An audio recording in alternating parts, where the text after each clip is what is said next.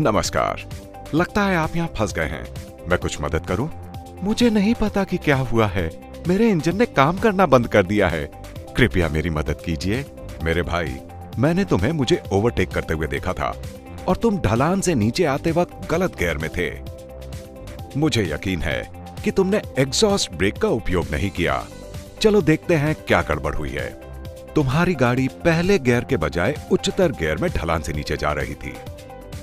गाड़ी की गति सीमित गति सीमा से अधिक हुई और गति में इस वृद्धि के कारण पहियों की गति ट्रांसमिशन के द्वारा इंजन में संचारित हुई, जिसके कारण इंजन ओवररन हुआ। सामान्य स्थिति में गाड़ी चलाते वक्त इंजन की गति क्लच, ट्रांसमिशन और डिफरेंशियल के माध्यम से पहियों में संचारित होती है।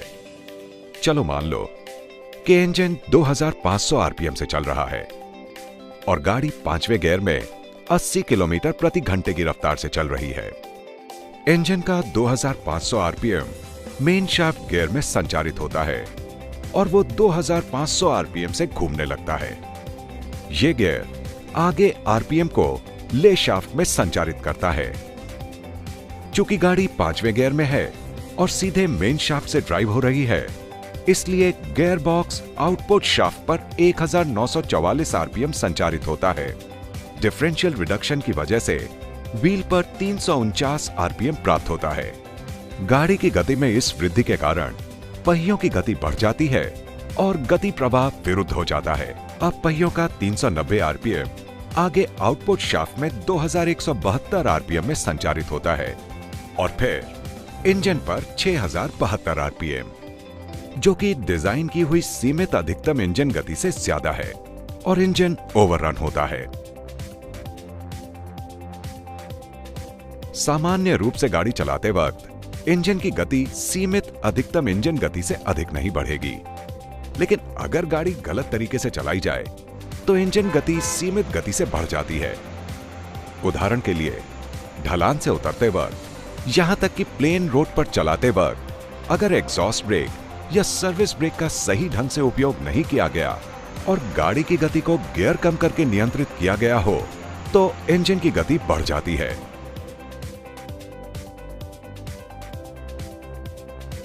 इंजन ओवररनिंग के दौरान वॉल्व मैकेनिज्म की जड़ता बढ़ जाती है, जिसके कारण टैपेट कैम कॉन्टूर को फॉलो करने में असफल होता है, जिसके परिणाम स्वरूप टैपेट जंपिंग होती है और उसके बाद वॉल्व स्प्रिंग सर्ज की शुरुआत होती है।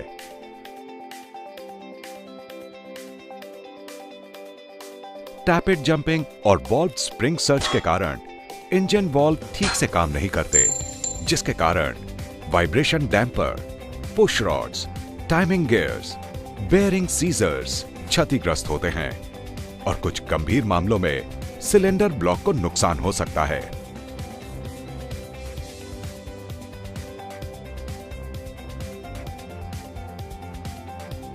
क्या करें और क्या नहीं?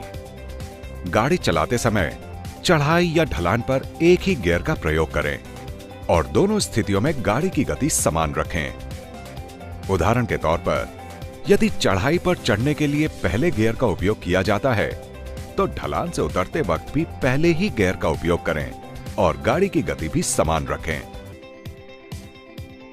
गाड़ी को कभी भी न्यूट्रल स्थिति में ना चलाएं, क्योंकि न्यूट्रल स्थिति में गियर बदलने पर और इंजन की गति से मेल खाने की कोशिश करने पर इंजन ओवररन हो जाता है।